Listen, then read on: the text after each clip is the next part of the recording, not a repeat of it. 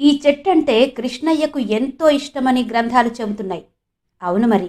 కృష్ణయ్య తనకు అత్యంత ప్రీతిపాత్రమైన రాధమ్మతో ముచ్చట్లాడుకున్నది, ప్రేమ కబుర్లు చెప్పుకున్నది ఈ చెట్టు కిందే కదా. పైగా గోపికలు జలకాలాడుతుంటే వారి వస్త్రాలన్నీ తీసుకెళ్లి కృష్ణయ్య ఈ చెట్టు మీదే దాచాడని భాగవతం చెబుతోంది. అందుకే ఉత్తర భారతంలో ఈ చెట్టును కృష్ణ వృక్షం అంటారు. ఇక దక్షిణ భారతంలో దీనినే పార్వతీ వృక్షం అంటారు. ఈ చెట్టును పూజిస్తే రోగ నివారణ జరుగుతుంది, గ్రహదోషాలు పోతాయి. ఈ చెట్టు పువ్వులంటే అమ్మవారికి ఎంతో ఇష్టం. సాక్షాత్తు అమ్మవారి స్వరూపమే ఈ చెట్టు. ఈ చెట్టు అమ్మవారి స్వరూపంగా చెప్పడానికి కారణమేంటి? హనుమంతుడి పుట్టుకకు మూలం ఈ చెట్టే అని చెప్తారు. దీని వెనుకున్న పురాణ కథనమేంటి?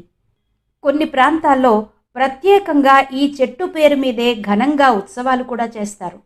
ఆ ఉత్సవం ఏ ప్రాంతాల్లో చేస్తారు? ఈ చెట్టు పూలు పూజలకే కాదు, చెట్టు మొత్తం ఎన్నో రకాలుగా ఉపయోగపడుతుంది. ఈ పువ్వులతో అత్తర్లు తయారు చేస్తే దీని కలపను బొమ్మలు చేయడానికి ఉపయోగిస్తారు.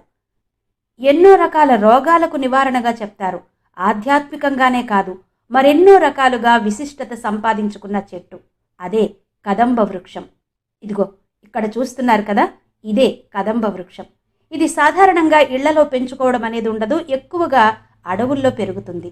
కాశీ, మధురై, త్రిపురాంతకం మొదలైన ప్రాంతాల్లో ఎక్కువగా ఉంటుంది.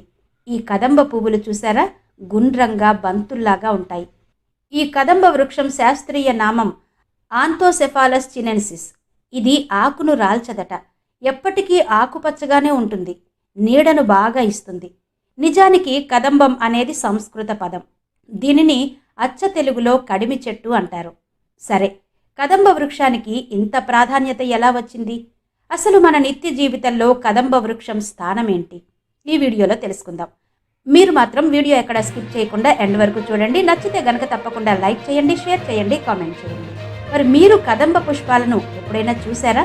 చూస్తే గనక కమెంట్స్లో నాకు. అలాగే ఇలాంటి ఆధ్యాత్మిక విశేషాలు తెలుసుకోవాలంటే తప్పకుండా మన ఛానల్ని సబ్స్క్రైబ్ చేసుకోండి.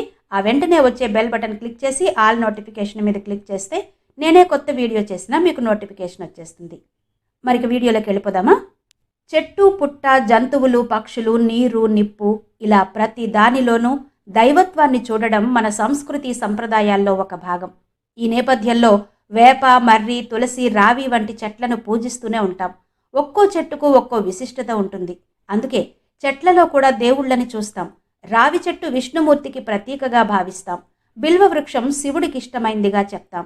ఇలా ఒక్కో చెట్టు ఒక్కో దేవుడికి ప్రీతిపాత్రమైందిగా భావిస్తాం.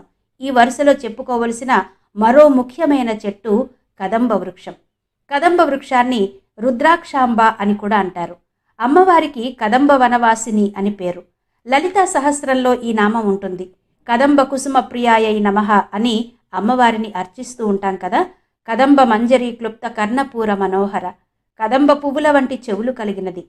కదంబ కుసుమ ప్రియ, కదంబ పూలంటే ప్రియమైనది. కదంబ వనవాసిని, కదంబ వనాలలో నివసించేది. ఇలా లలిత సహస్రనామాలలో కదంబ వృక్షం గురించి, కదంబ పుష్పం గురించిన ప్రస్తావన ఎన్నోసార్లు వస్తుంది. ఈ కదంబ పుష్పం అమ్మవారికి ఎంతో ప్రీతిపాత్రమైంది. సాక్షాత్తు అమ్మవారే కదంబ వృక్ష స్వరూపమని చెప్తారు.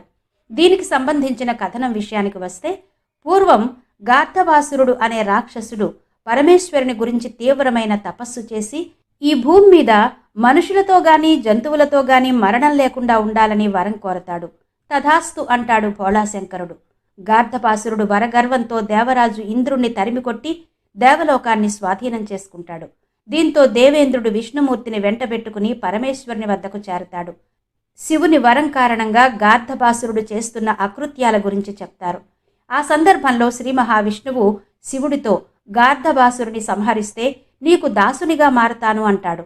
అప్పుడు శివుడు, నువ్వు గనక గార్ధపాసురుని చంపినట్టయితే నేనే దాసుడిగా మారతానని విష్ణువుతో అన్నాడట.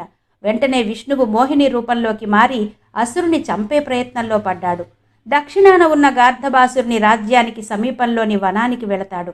అదే సమయంలో విష్ణువుకి సహాయం చెయ్యాలన్న ఉద్దేశ్యంతో విష్ణువు సోదరి అయిన అమ్మవారు పార్వతీదేవి అందమైన కన్య రూపంలో వస్తుంది. అమ్మవారి అందానికి ముగ్ధులైన రాక్షసులు ఆమె దగ్గరకు చేరతారు. గార్ధపాసురుడు మరోవైపు మోహిని అవతారంలో ఉన్న విష్ణుమూర్తికి ఆకర్షితుడై వెంట పడతాడు. దీంతో గార్ధబాసురుణ్ణి ఆకాశంలోకి ఎగరేసి తోడేలు రూపంలోకి మారి సంహరిస్తాడు. ముఖం తోడేలు, మొండెం మనిషి రూపంలో ఉండి పరమేశ్వరుని వరానికి భంగం కలగకుండా విష్ణుమూర్తి అసురుణ్ణి చంపుతాడు. అలా సంహరిస్తున్న తరుణంలో అమ్మవారు కదంబ వృక్షంగా మారి అగ్నిజ్వాలలతో రాక్షసులందరినీ సంహరిస్తుంది. దీంతో గార్ధబాసురుని సంహారం జరిగిపోయింది. అప్పుడిచ్చిన మాట ప్రకారమే శివుడు రామావతారంలో హనుమంతుడిగా మారి శ్రీరామ బంటుగా సేవలందించాడు. ఈ రకంగా హనుమంతుడి జననానికి మూలం ఈ కదంబ వృక్షం అని చెప్తారు. ఈ కదంబ వృక్షాలే కల్పవృక్షం అని కూడా శ్రీ శంకర భగవత్పాదులు చెప్పారు. ఈ కదంబ చెట్టు అత్యంత మహిమాన్వితమైనది. ఈ చెట్టు కింద కూర్చుని పార్వతీదేవి నామాన్ని గాని, సహస్రనామాలు గాని, లేదా గురువు దగ్గర నుంచి తీసుకున్న ఉపదేశ మంత్రాన్ని గాని జపిస్తే చాలా త్వరితంగా ఆ మంత్రం లేదా జపం సిద్ధిస్తుందని చెప్తారు. ఇక పౌర్ణమి రోజు రాత్రి ఆ చెట్టు కింద కూర్చుని మనసుని అమ్మవారి మీద లగ్నం చేసి సహస్రనామాలు పారాయణం చేస్తే అమ్మ ఎంతో సంతోషిస్తుందని చెప్తారు. కేరళ, తుళు ప్రాంతాల్లో ప్రజలు, ముఖ్యంగా రైతులు భాద్రపద శుద్ధ ఏకాదశి నాడు కదంబోత్సవం జరుపుకుంటారు. ఆ రోజున కదంబ వృక్షపు కొమ్మను ఇంటికి తెచ్చుకుని పూజిస్తారు. ఆ సాయంత్రం ఈ కదంబ పూల రెక్కల్ని బంధువులు, స్నేహితులకు పంచుకుంటారు. అంటే మనం దసరా ఉత్సవాల్లో దసరా నాడు జమ్మి చెట్టు ఆకుల్ని ఇంటికి తెచ్చుకుని ఆ జమ్మి ఆకుల్ని ఎలా అయితే అందరూ పంచుకుంటారో అలా అన్నమాట.